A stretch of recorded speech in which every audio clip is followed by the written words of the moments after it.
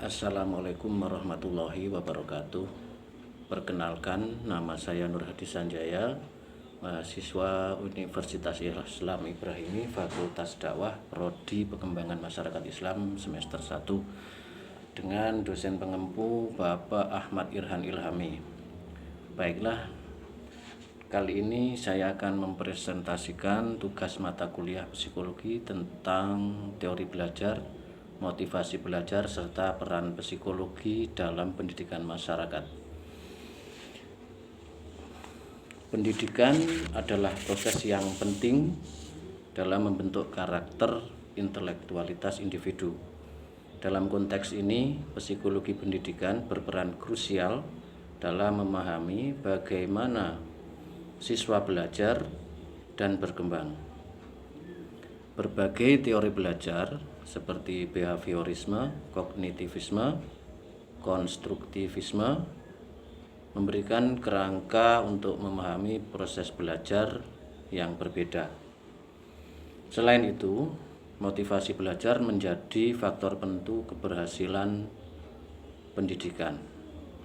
Menurut data UNESCO, banyak siswa yang tidak mencapai potensi maksimalnya karena kurangnya motivasi belajar dan pemahaman tentang cara belajar yang efektif. Apa saja teori belajar yang berpengaruh dalam psikologi pendidikan? Bagaimana motivasi belajar mempengaruhi proses pembelajaran? Apa peran psikologi dalam meningkatkan kualitas pendidikan masyarakat? Untuk lebih dalamnya, kita bahas satu persatu. Yang pertama, teori belajar. Yang pertama, behaviorisme. Teori ini menekankan bahwa belajar adalah perubahan perilaku yang dapat diamati. Penguatan dan hukuman digunakan untuk meningkatkan perilaku yang diinginkan.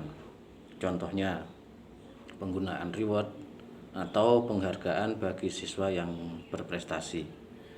Selanjutnya, kognitivisme. Teori ini menekankan pada proses mental dalam belajar. Teori ini menunjukkan bahwa siswa aktif dalam pembelajaran mereka sendiri.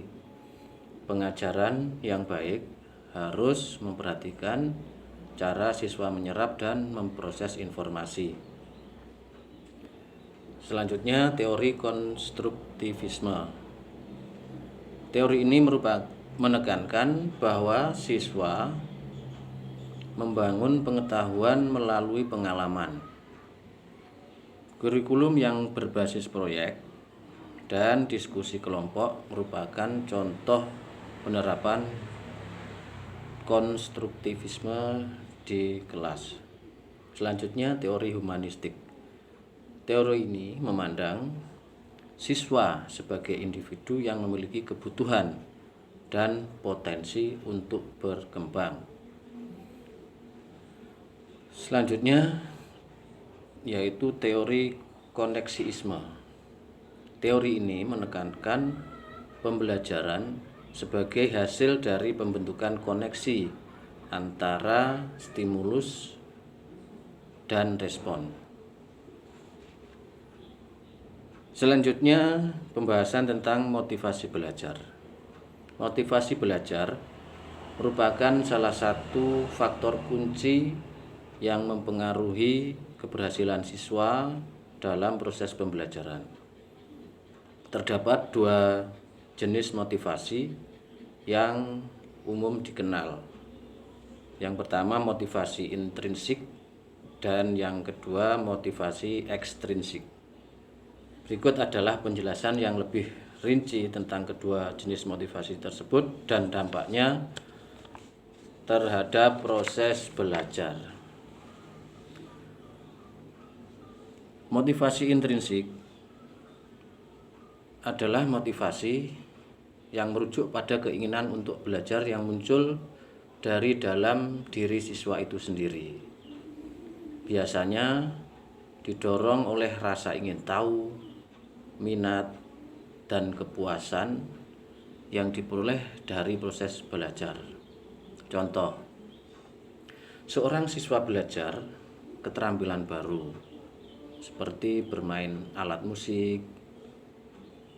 Hanya mereka yang menikmati proses belajar dan tantangan yang ditawarkan. Dampak terhadap pembelajaran, keterlibatan yang lebih tinggi. Siswa yang memiliki motivasi intrinsik cenderung lebih terlibat dalam pembelajaran, mengeksplorasi topik lebih dalam dan terlibat dalam diskusi. Berikutnya, dampak ketahanan. Mereka mampu bertahan meskipun menghadapi kesulitan. Rendahnya kecenderungan untuk menyerah saat belajar sulit merupakan karakteristik utama siswa yang termotivasi dari dalam. Selanjutnya, pembelajaran jangka panjang. Motivasi intrinsik merupakan keterikatan emosional dengan materi ajar. Hal ini memungkinkan meningkatkan siswa tersebut untuk terus mengingat dan menerapkan pengetahuan yang telah dipelajari di masa yang akan datang. Berikutnya, motivasi ekstrinsik. Motivasi ekstrinsik berasal dari faktor-faktor luar yang memberikan penghargaan atau imbalan. Ini bisa berupa nilai, sertifikat, pujian, atau hadiah dan lainnya. Contoh, mengikuti kompetisi akademik untuk mendapatkan penghargaan atau pengakuan dari sekolah. Dampak terhadap pembelajaran. Yang pertama, fokus pada hasil. Siswa yang termotivasi secara ekstrinsik lebih memprioritaskan hasil akhir, seperti angka atau penghargaan, daripada proses belajar itu sendiri. Yang kedua, keterbatasan ketahanan. Mereka mungkin mengalami kesulitan untuk tetap termotivasi jika imbalan tersebut tidak ada lagi, atau jika usaha mereka tidak mendapatkan hasil yang diharapkan. Yang ketiga, potensi stres. Kecenderungan untuk berfokus pada imbalan dapat menyebabkan stres yang berlebihan, terutama saat menghadapi ujian atau evaluasi. Selanjutnya, penelitian dan implikasinya. Penelitian menunjukkan bahwa siswa yang termotivasi oleh faktor internal atau motivasi intrinsik cenderung memiliki hasil belajar yang lebih baik dibandingkan dengan mereka yang hanya termotivasi oleh faktor eksternal atau motivasi ekstrinsik. Beberapa temuan kunci meliputi kemandirian belajar, kreativitas, kesejahteraan emosional. Siswa yang termotivasi intrinsik lebih cenderung menjadi pembelajar mandiri dan proaktif dalam mencari sumber informasi. Dalam pengembangan kreativitas, motivasi intrinsik sering kali berhubungan dengan peningkatan kreativitas, di mana siswa merasa lebih bebas untuk mengeksplorasi ide-ide baru tanpa batasan imbalan. Kesejahteraan emosional. Dalam hal kesejahteraan emosional, siswa yang memiliki motivasi intrinsik cenderung lebih memiliki kepuasan dan kesejahteraan emosional yang lebih tinggi yang berkaitan dengan pengalaman belajar positif. Selanjutnya, peran psikologi dalam pendidikan masyarakat. Psikologi memiliki peran yang sangat penting dalam meningkatkan kualitas pendidikan masyarakat.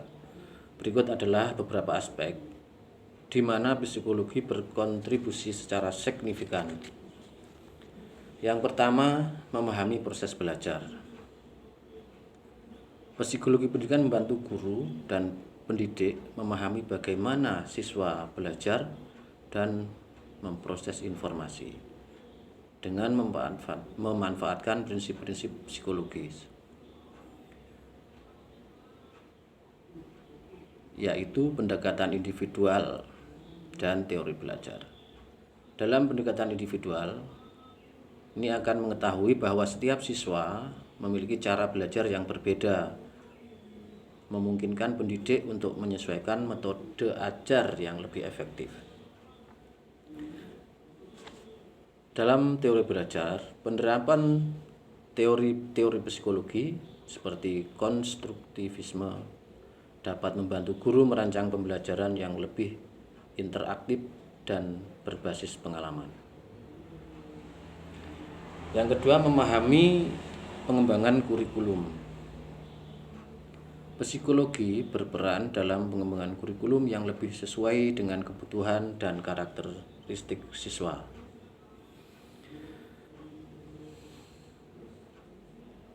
Di sini kurikulum yang responsif.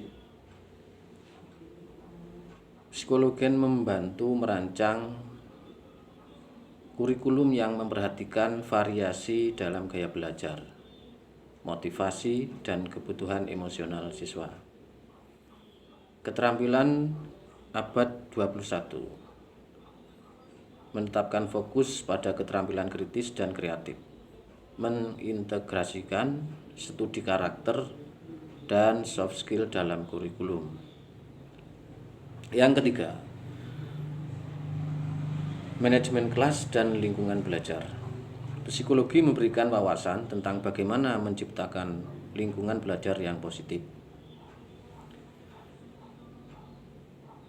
Manajemen kelas yang efektif